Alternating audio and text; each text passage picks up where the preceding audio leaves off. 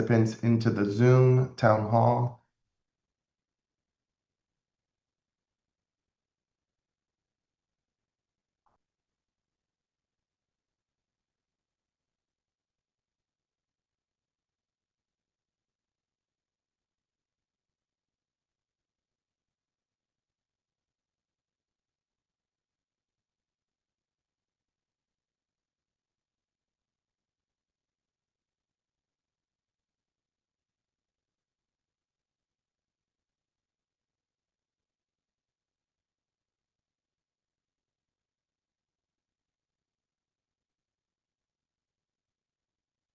Okay.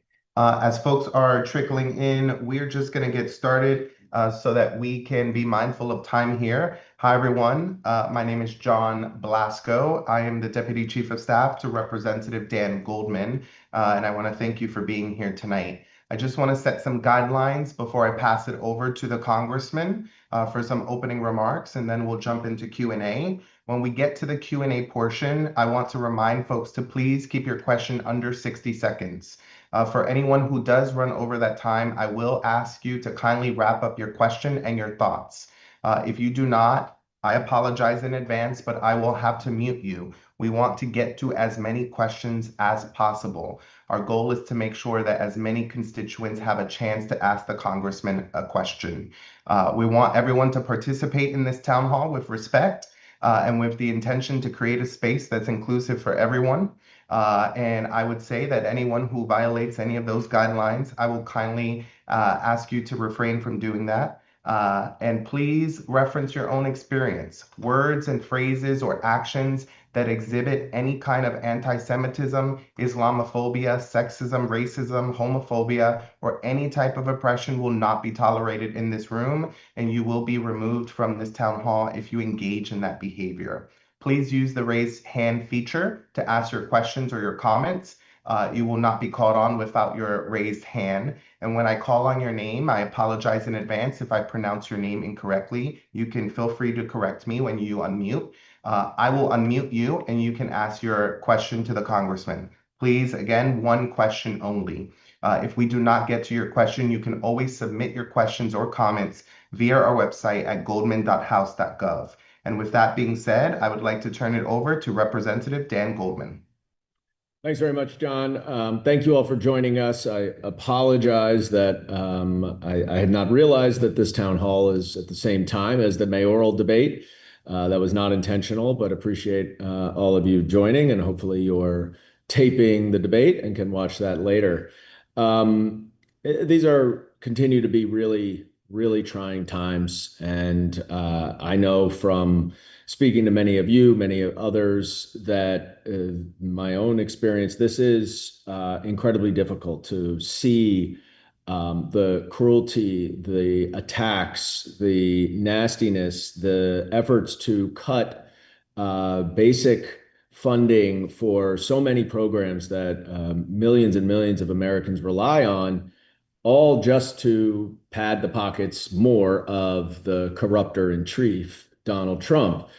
There, more recently, as I think many of you may have seen, this mass deportation effort has completely gone overboard, where they are now tricking, essentially, people following the rules with asylum claims very frequently to dismiss their cases, and then so they can be rearrested immediately when their asylum claim is no longer in effect, and they can be deported in a rushed and unfair process.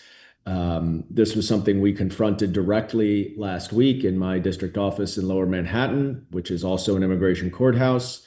And we're continuing to press the administration to explain why they are going after people many of whom are here lawfully, because asylum is a lawful pathway, and why these agents are wearing masks and trying to instill fear and terror in so many communities.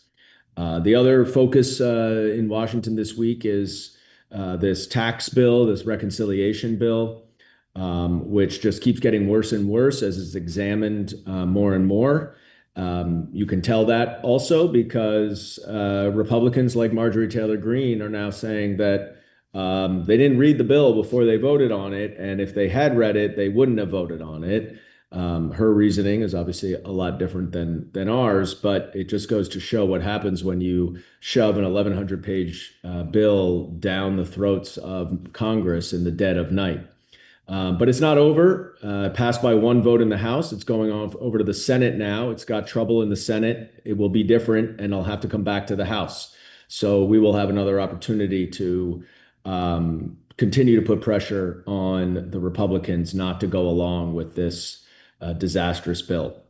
This is now, I guess, our fifth town hall of this year. I think it's really important in these trying and difficult times for you all to have an opportunity to hear directly from me, to ask your questions directly, so you can hear firsthand what we are doing as aggressively, creatively, and tirelessly as we possibly can to push back against this lawlessness and destruction coming from the White House. So I don't want to take up any more time before we get to questions. I want to leave enough time for that. So thank you all for joining and look forward to your questions. Thank you so much, Congressman. So for folks that are just trickling in, if you do have a question for the Congress member, please use the raise your hand feature. First, I would like to call on Nicholas Mosca. I'm going to ask you to unmute. Hello. We hear you. Hi, Congressman. It's so nice and thank you so much for taking the time to meet with us one-on-one, Congressman. I appreciate it. I'm from Brooklyn, New York, and I'm at a loss as to why there hasn't been a Democratic National Convention yet in response to this five-alarm fire that's raging in our country, and what you can do to advocate for one. We can't wait 3 years for one. There may not be a democracy at that time. There really needs to be more dramatic publicity stunts. That you're a phenomenal legislator, and I appreciate that, but that's not the landscape we're dealing with. These people are absolutely insane, and they're preying on media and TikTok stuff. It's just wild, and I'm so scared. I have a 5-year-old son.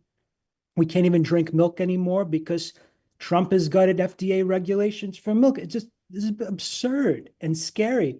So what can we do to really garner nationwide morale against Trump and impeach him as quickly as possible while we still have a country left? Is just absurd. I've never seen anything like this, Congressman.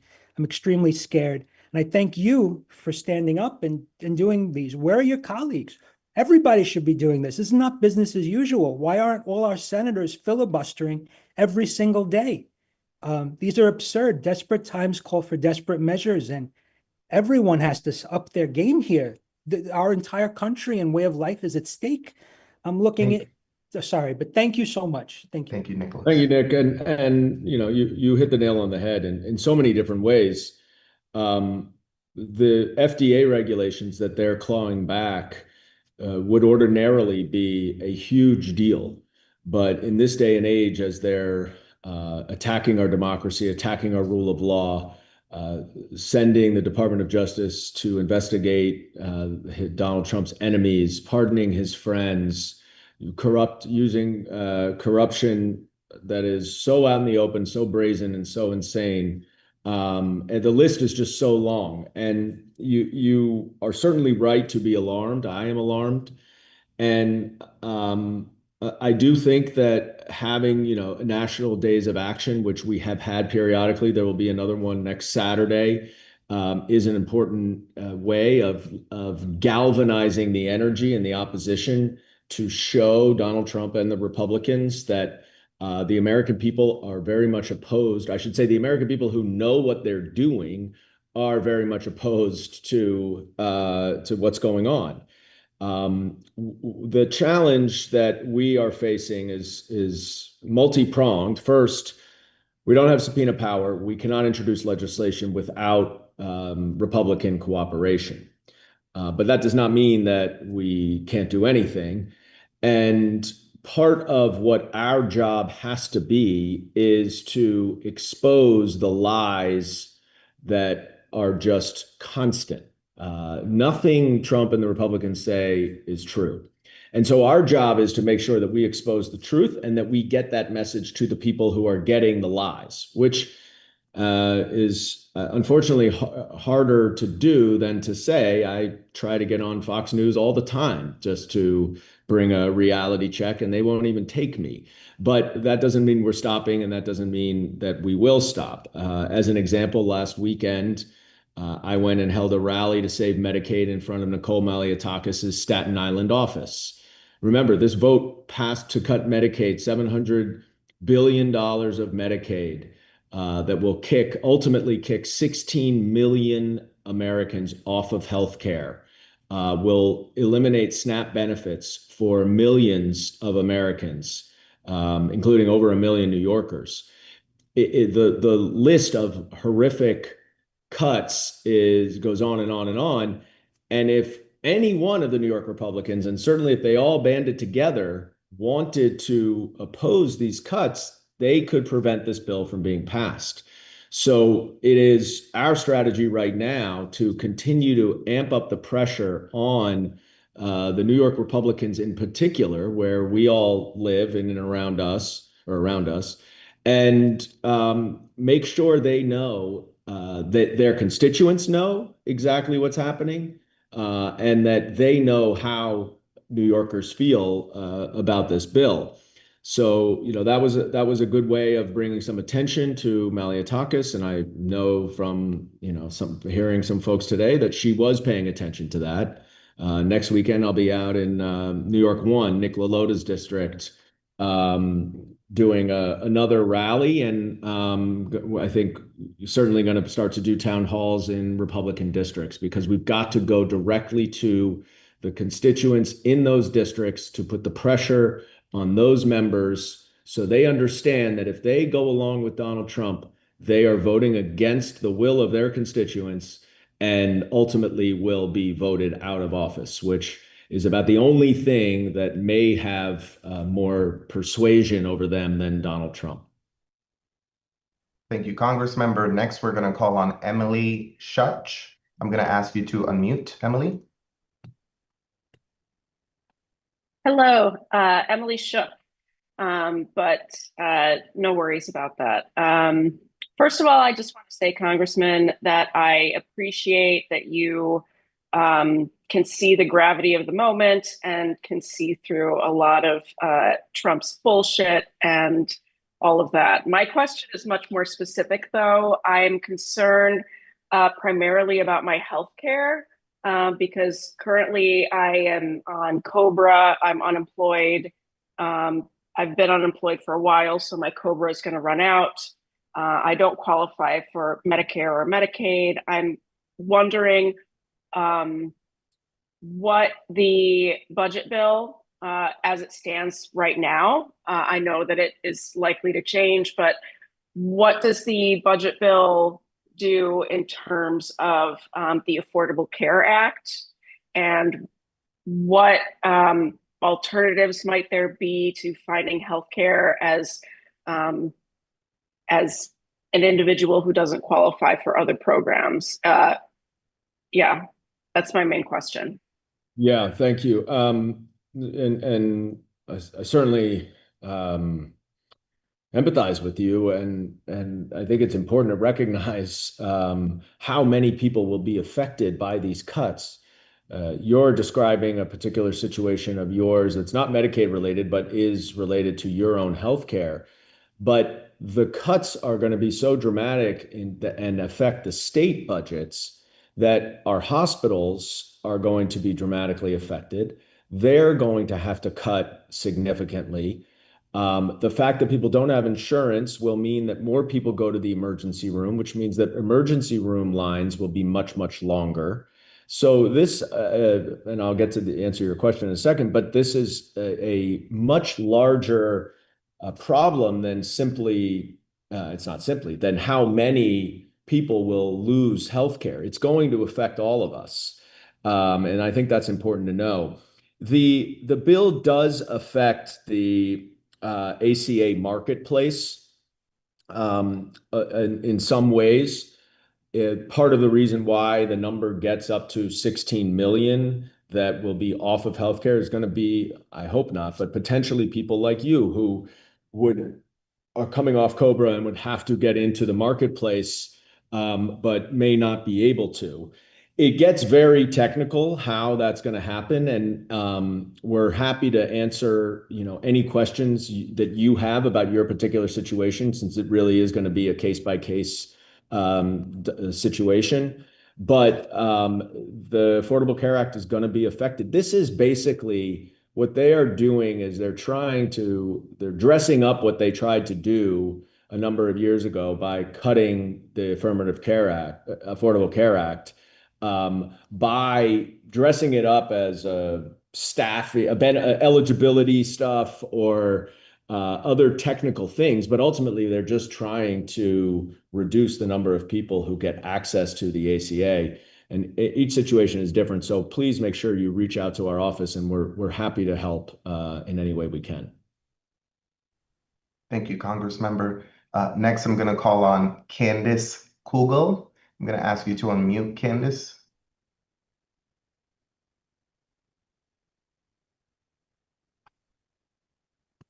Candace, you should have gotten a prompt on your screen to unmute. I'm going to do it one more time. I'm sorry. Okay. I have been living in NoHo for over 35 years. When I moved in, it was not the most desirable neighborhood. It's now very expensive. And what I have to pay in real estate taxes is very high. What is the current situation with SALT in this bill? Will I be able to take my real estate taxes off? I mean, the $10,000 barely covers 3 months.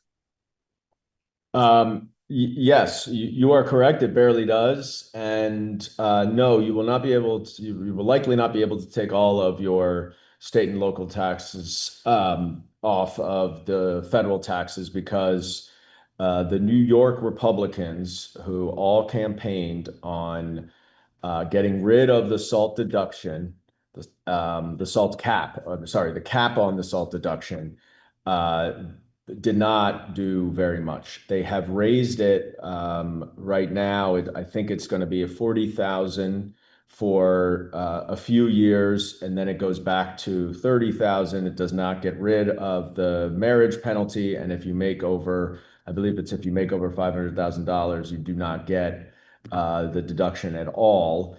So it is insufficient, given that it's a disproportionate tax aimed at blue states. It's not a uniform tax because obviously different states tax different ways. And the idea that blue states would be punished when New York, of course, provides far more money to the United States Treasury than we take from it, is kind of a double whammy. And so we are very upset on our side that they did not do a lot better as they promised to do. And you'll remember Donald Trump went to Long Island and said he was going to get rid of the SALT cap. All Mike Lawler and Garbarino and LaLota all campaigned on getting rid of the SALT cap. And when push came to shove and they had their chance and they could have stood together and done it, they caved. And we have to scream and yell and make sure they know that that is not acceptable, that you made campaign promises. And if you're not going to follow those promises, then you should not be in office. Thank you, Congressman. Next, I'm going to ask Suman Saha to unmute. Hi, Congressman. Thank you for doing this town hall. It's almost just picking one question almost feel like doesn't do enough just because there's so much going on. But the one question I did choose was there's been a lot lately from a lot of commentators about how Democrats need to take on positions that are more conciliatory towards the right wing, particularly regarding social issues. Really, and usually the exemplar of that is trans rights.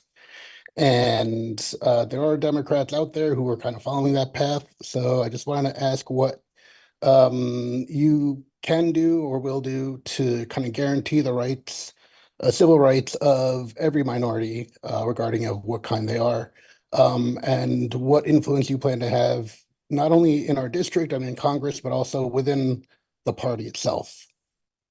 It's a great question, a great point, very much top of mind.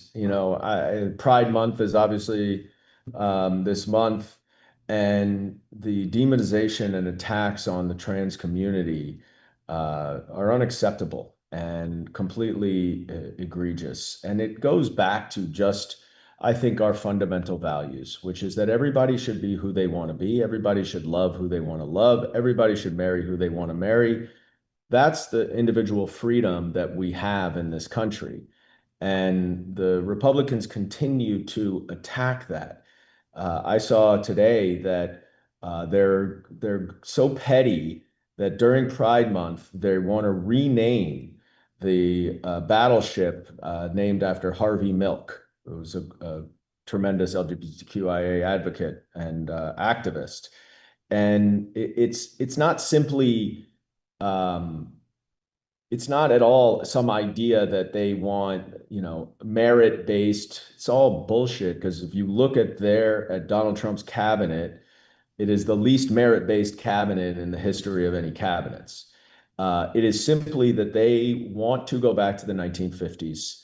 They believe in the Great Replacement theory. They essentially are taking a Christian nationalist, white supremacist view that everyone who's not hasn't been here for 300 years and is white shouldn't be here. And what I think we need to do is focus less on getting into the specific issue or debate of that day, and talk much more about what the broader framework is, what they are doing in a methodical and strategic way by characterizing everything as DEI and somehow saying that if you are diverse, you're now not qualified. It's absurd, and we do need to be speaking out aggressively against it. And I don't believe we should be conciliatory when it comes to equal rights. And I'm fully with you that the rights of every single American must be preserved, regardless of their background, their religion, or their gender or their sexual orientation. Thank you, Congressmember. Next, I'm going to call on Nancy Schulman. Nancy, I'm going to ask you to unmute. Yes, Representative Gold, I just want to thank you for holding these meetings. They're tremendously informative and very much appreciated. It's my husband, Robert, who actually has a question, so I'm going to let him ask it. Hello, Representative Goldman.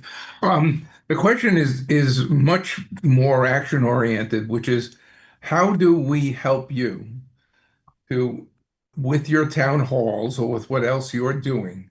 How do the people on this call and the people that they know help you influence 2 or 3 or 4 members of the House of Representatives to kill this bill? Yep. We can't afford it. We can't afford it. We should not continue this tax cut. And I'm somebody who would benefit from it, but we should not continue this tax cut. We can't afford it. So what can we do to help you? Thank you for the question and for recognizing that it is a group effort, as I said. There are a couple of things to do, and I think what we are realizing is that one of the roles that we can play right now is guiding and capturing the energy and the opposition that so many people like you have to what's going on, and kind of being a clearinghouse and repository and organizational hub for that. So I would urge everybody to sign up to our email list. You can go to goldman.house.gov and sign up there, because we are spreading the word about rallies, protests, town halls, events that are going on around the state. We're trying to keep it focused on the state, because if, frankly, we can put enough pressure on the New York Republicans, we can kill the bill. The other thing that's really important is for all of you to share your personal stories. When we need to connect with people, and one of the things that we have seen is that unless people are really personally affected by something that Trump and the Republicans are doing, they're more inclined to believe the bullshit that's coming their way. And so the best way to do that is to get real life examples and stories of how what is going on in Washington at 1600 Pennsylvania is affecting you.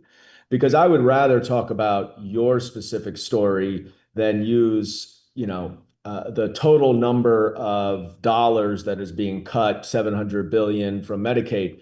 It's terrible, but it doesn't resonate with people in the same way as the individual examples and stories. So I would encourage you and anyone you know to please go on our website. We have a share your story link, and make sure that you are letting us know how you're being impacted. In some cases, we may be able to help. And in other cases, we can use it effectively to put pressure on the Republicans to kill the bill when it comes back to the House. Thank you, Congressman. Before we move to the next live question, I did want to read a pre-submitted question because we've gotten a lot of them specifically around public broadcasting. Congressmember, can you speak a little bit about what you're doing to protect USAID and public broadcasting? Yes. Just to make sure everybody is up to speed, Donald Trump sent over what's called a rescission package this week, which is basically $9 billion of money that was already appropriated by Congress, signed into law by the president, that he wants to cut. As part of that, about over $1 billion of that is all of the funding for public broadcasting, NPR, PBS, public radio, public television, and all of the programs and emergency alerts that are so essential to so many Americans. I'm actually the co-chair of the Public Broadcasting Caucus. It's a bipartisan caucus, and I had a long conversation today with my co-chair of the Republican side, who's also on the Appropriations Committee. And we are very aggressively working to make sure that this does not happen. There are many Republicans who recognize the importance and the value of public broadcasting, and recognize that Donald Trump's allegations of partisanship are the same playbook that he uses when he says fake news or when he calls the FBI liars or the Department of Justice. If anyone says anything that's bad about him or that reflects poorly on him, whether factual, especially factual, he can't handle it, and he blames partisanship. So this is all part of his same playbook, which is that he is trying to eliminate every single vehicle of accountability. And this is just yet another one. And we are at this point trying to work. I'm trying to work with my Republican colleagues directly to stop these cuts to public broadcasting. And if that doesn't work, we're going to aggressively go public so that people understand how serious this is. And it is serious. I'm sure so many of you, listen to NPR, watch PBS, get PBS Kids and the great programming there. And around the country, emergency alerts are disseminated through public broadcasting. In many cases, that's the only free television or radio that's really available. So it is essential to so many people, and we're going to keep pushing to make sure that does not happen. Thank you, Congressmember. Next, I'm going to call on Leslie McCall. Leslie, I'm going to ask you to unmute. Thanks very much. Thanks for taking my question. All of these domestic issues are really important, and they connect to something that is also international in nature, and that is the ongoing mass starvation in Gaza. And just today, again, the U.S. vetoed a UN Security Council resolution for a ceasefire. And this relates also to the issue of free speech in the U.S. It relates to your representation of this district, seeing as you only got 26% of the primary vote in 2022, whereas well over 60% went to progressive candidates. And so you do talk a lot about democracy as your main issue, but I really don't see you representing us in this district. Leslie, can you get to your question, please? Yes, the question is, what are you going to do to represent your district on this issue?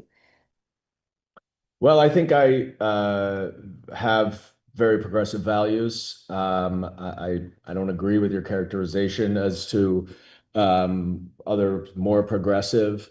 I believe in democracy very much, and that's part of the reason why I think we have to recognize that Israel is a democracy. And I very much want the Palestinian civilians in Gaza to be able to have self-determination, to get out of this awful, awful, treacherous situation that they are in.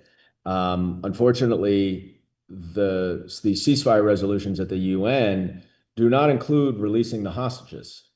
And Hamas is holding 54 hostages illegally, obviously, in terrible, treacherous conditions. And it's a terrorist group doing that. And that has to be a condition of any ceasefire. I would love, I mean, I want more than anything for a ceasefire. And if Hamas would simply return all the hostages, this would be over. And then we could really address the rebuilding of Gaza and making sure that a terrorist group is not running Gaza, and that Palestinian civilians get not only the humanitarian aid, but can rebuild the country and have self-determination, have security, have all of the rights that they deserve.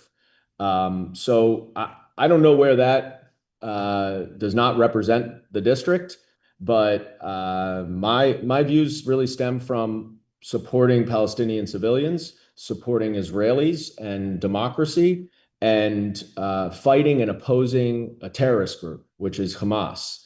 And Hamas is also unfortunately interfering significantly with the dissemination of humanitarian aid. They're stealing most of the humanitarian aid that is going in there. And so it's a massive problem. I released a statement, I led a statement last week encouraging the United States and our allies, including Israel, to push more humanitarian aid in there and figure out a way to get it to the civilians.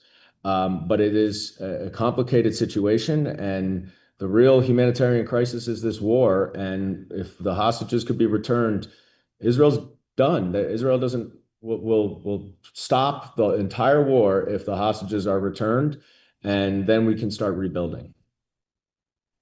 Thank you, Congressmember. Next, I'm going to call on Irene Kaufman. Irene, I'm going to ask you to unmute.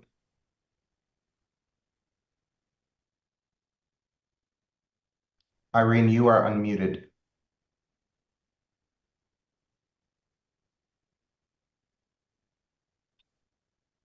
Irene, can you hear us?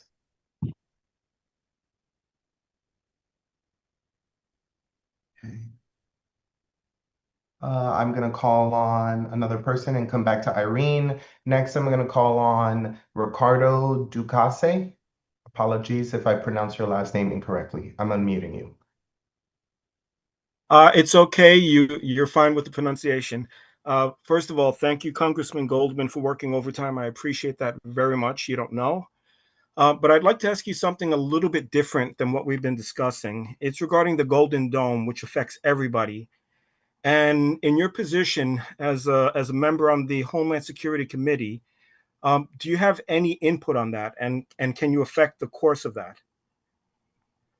Well, in theory, I do, and because I'm on the committee and it does come through our committee, I voted against the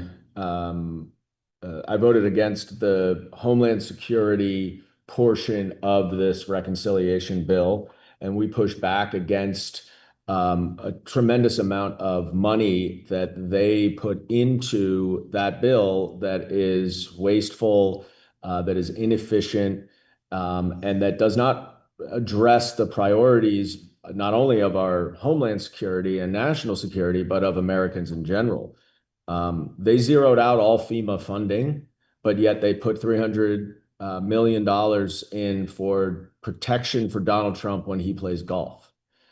That's the kind of priorities they're having. Golden Dome is, one of these Donald Trump generated vanity projects that is not necessary, is a colossal waste of money, and that is really I don't know. It's hard to believe that we're cutting Medicaid and SNAPs for so many millions of people while he's focused on putting together a golden dome that he calls it. Obviously, the Iron Dome in Israel is essential because Israel is being attacked by Iranian proxies from all sides, and it is the only reason that Israel is at all secure. But we do not need that, and it's not a good use of money. And so we'll continue to amplify it and push back against it. And we'll call out especially the fact that that's what they're spending money on, and the billionaire tax cuts, and not Medicaid and SNAP and energy credits and healthcare and childcare and so many other really important essential programs that give every American the safety net that they deserve and the boost to get the opportunity and access to the American dream, which is what our country is all about. Thank you, Congress member. Next, I'm going to call on David Cantar. I'm going to ask you to unmute, David. Thank you, Congressman, for giving us the opportunity to talk and listen. My question's somewhat about what do you see as the various congresspeople and senators, I suppose, coming together, people like Chris Murphy, yourself, I don't want to name them all, but it seems like everyone's sort of working on their own, and there's no sort of solidified group that are saying this is the direction we have to take and these are the fights. Trump seems to be very good at taking us all down 1,000 different rabbit holes. Is there a serious effort for a group of our leaders to come together and start to send a clear message that let's not go down the rabbit holes of all these different things. Let's focus on the things the corruption that's happening in front of us. Thank you very much. And it's a great point. There is coordination behind the scenes in terms of messaging, in terms of polling, trying to understand what things can break through. I mean, you hit the nail on the head, which is there's so much coming at us. So much of it is so serious and so damaging. Some of it, though, is a distraction. And I 100% agree with you. We cannot follow these distractions. Greenland is a distraction right now, and he's not talking about it, but that's the type of thing that he does just to distract from all the Medicaid cuts. So you're absolutely right that we need to weed through the distractions and focus on the things that really affect people.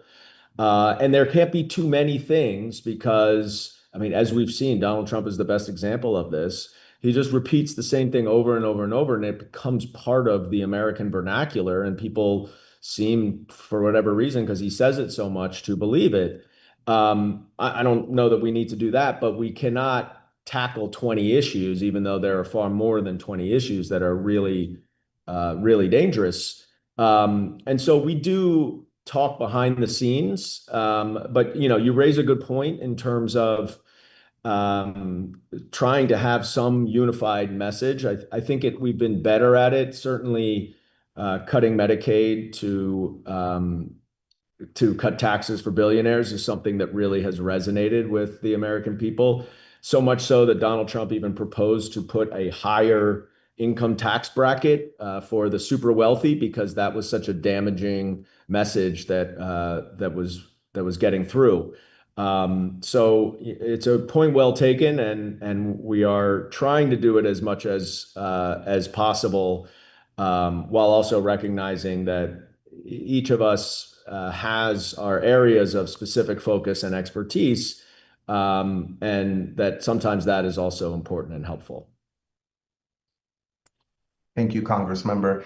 Next, I'm going to call on Sarah Borden. Sarah, I'm asking you to unmute. Hi, thank you, Congressman. I really appreciate you having this open town hall for us. I live in your district and I work at Columbia University Medical Center. As I'm sure you're aware, we've been on the front line of Trump's attacks on universities.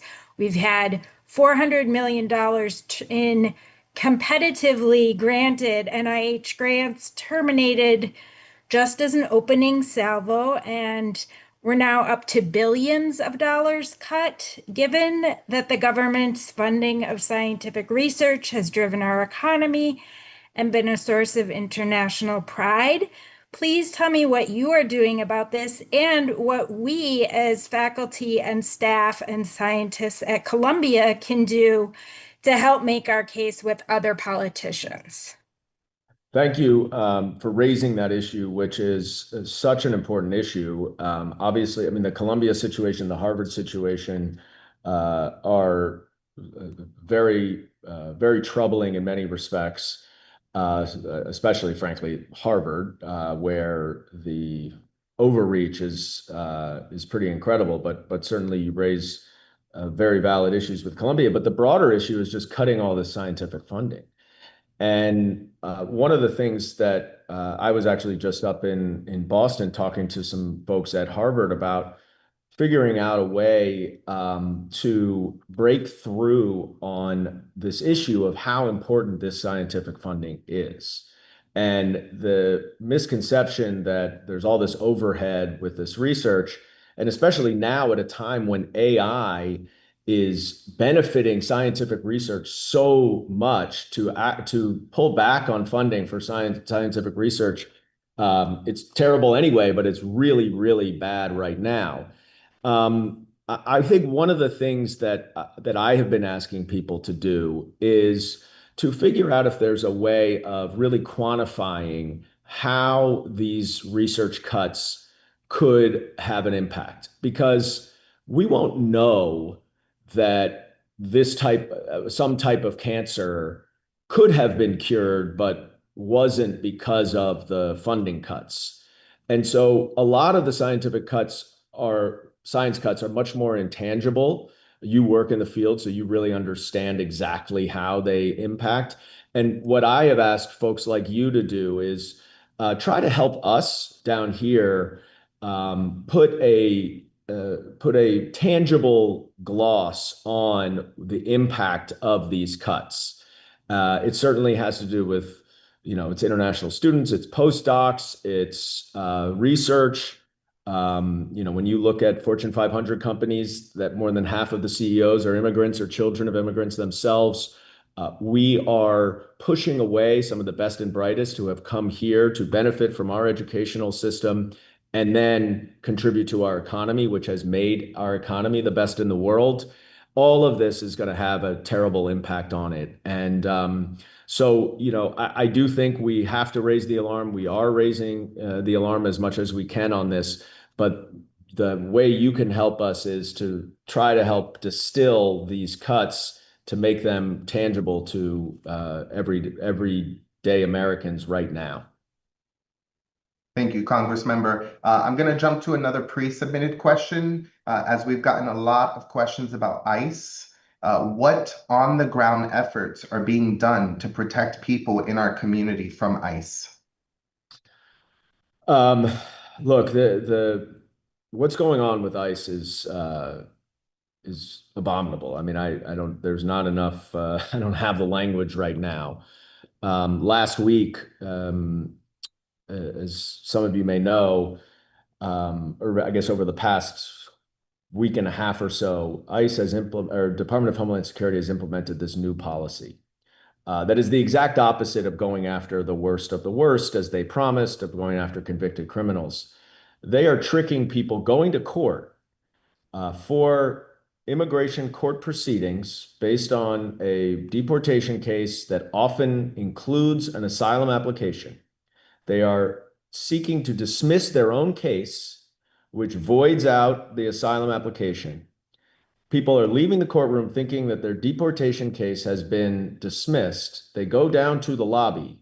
and masked plainclothes ICE agents are there to arrest them and put them in a different removal proceeding, expedited removal, where they have very few rights, if any at all, and often will be deported within a week. I mean, these are people with work authorizations, with families who are doing it the right way, who are going through the proper procedures and court processes.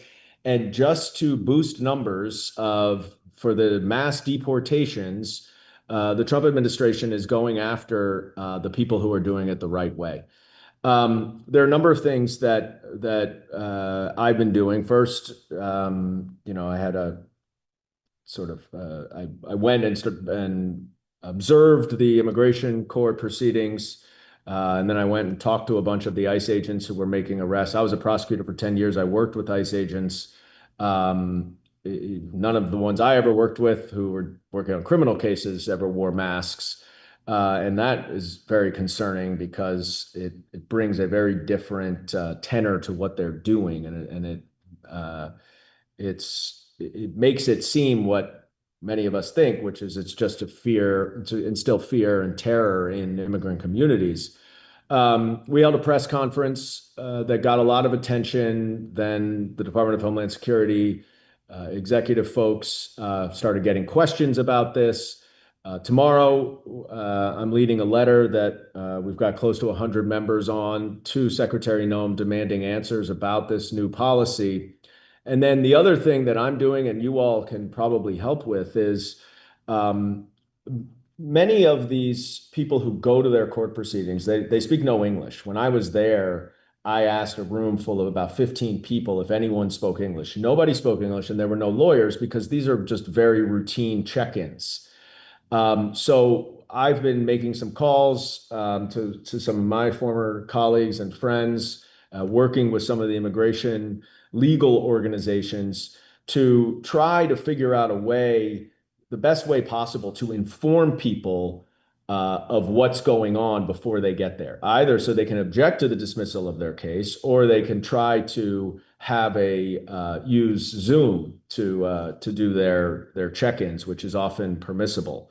And so we're trying to figure out a way to get people who are going into these situations the information that they need about what their rights are, not necessarily to give them legal advice, but just to explain how the system works, what the law is, so they know their rights. And so that's one thing that we're trying to do. And certainly, if any of you are interested in doing that, please let us know, because I think right now we got to get out the message that this is what's going on.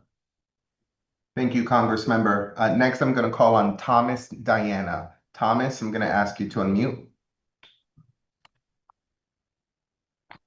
How's that? We hear you. Okay, a more practical issue for me. I now, since you guys do the income taxes and the bankruptcies, I have a 9+ year squatter in my building, okay?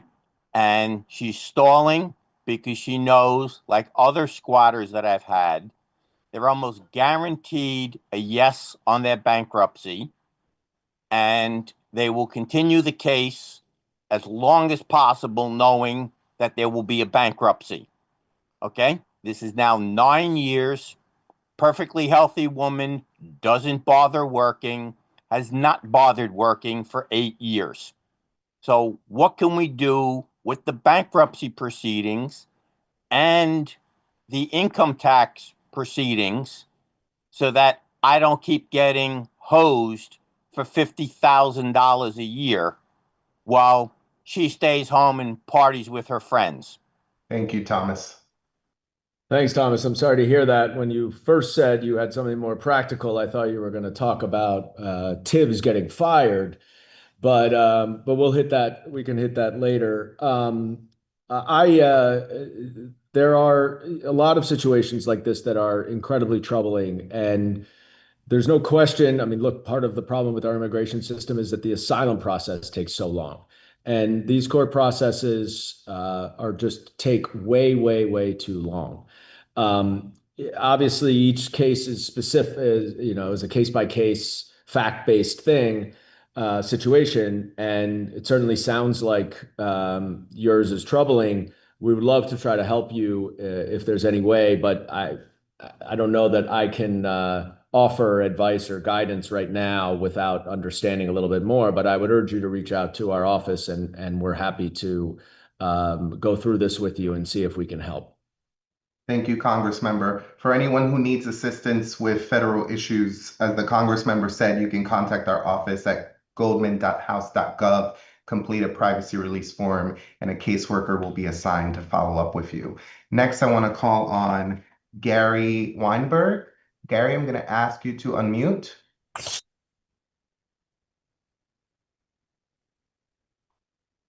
You should receive a prompt on your screen. I'm going to ask you to unmute again.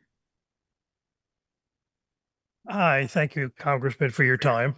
I'm Gary Weinberg, and my firm works with nonprofit organizations, many in the New York area.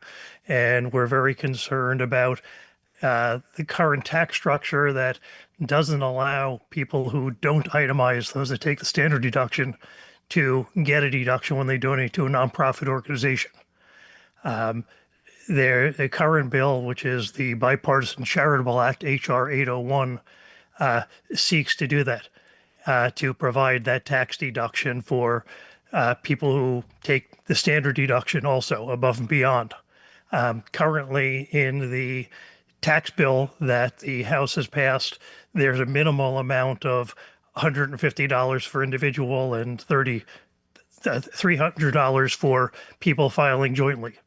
And that's a very nominal amount. And while it's better than having zero amount to have a tax deduction, that's a very nominal amount. During the COVID CARES Act, there was a deduction of $300 and $600.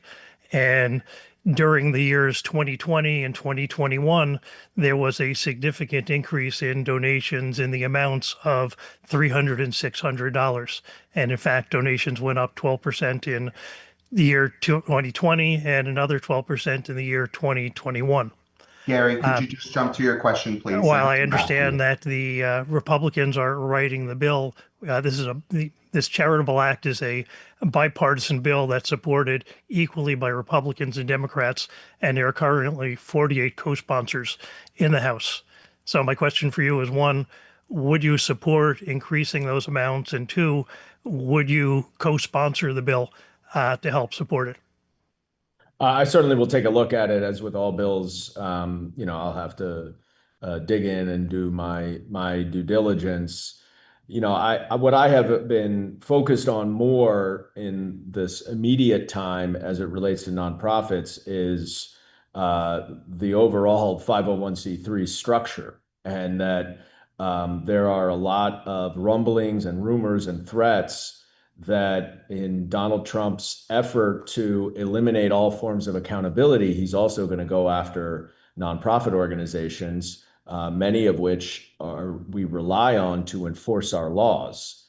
And there have been a lot of rumblings that he is going to issue an executive order that would change their tax status and very well may, which in many cases would ruin and eliminate or close down a lot of these nonprofits. So I will definitely take a look at that, Gary. But right now, I must say that I'm much more focused on making sure nonprofits broadly continue to have their status so they can continue to do their work.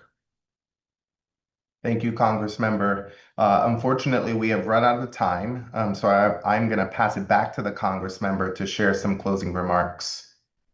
Thank you, John. Thank you all for joining. I'm glad that we're doing this on a regular basis because I think it's during these scary times, it's important that your representatives meet with you, explain what's going on, explain what we're trying to do, and what we can do and what you can do. Obviously, we are in a tough spot given that Republicans control the White House, the Senate, and the House. And so what are pressure points and levers of power are diminished, they're not gone. And one of the things that I certainly am very focused on doing and talking to my colleagues all the time is because of the combination of the devastating executive orders and actions from the White House, as well as legislation that's now coming through Congress. In addition to all of the lying and the gaslighting that is coming out of the Republicans, one of the things I'm really focused on is anticipating where they're going to go next and what their next lie is going to be so that we can prepare the public for the lie that's coming. And I think that's important as we start to message that we are being out in front of where they are so that when it happens, people say, "Oh, well, we knew this was going to happen," and so their lies can be exposed. I'm going to continue to be responsive to all of you. I urge you all to reach out to our office for any problems, questions, concerns. Sign up to our email list. Join us at rallies, at protests, at events. I just want to emphasize your presence matters. It may feel like, oh, I'm just one person. How can it really matter? Well, what we have, 200 plus people on this call. If everybody shows up in this call, that makes a big difference. And I promise you that my colleagues understand that. We are focused and we are working on building toward taking the majority in November of 2026 when we can really have the levers of power to hold this administration accountable, but we cannot wait that long. There's too much damage going on right now. And so we need to continue to be aggressive and active right now as it relates to the tax bill currently in front of us and as it will continue to relate to so many other things. So thank you all for joining, and I look forward to the next one and to seeing you then. Bye-bye.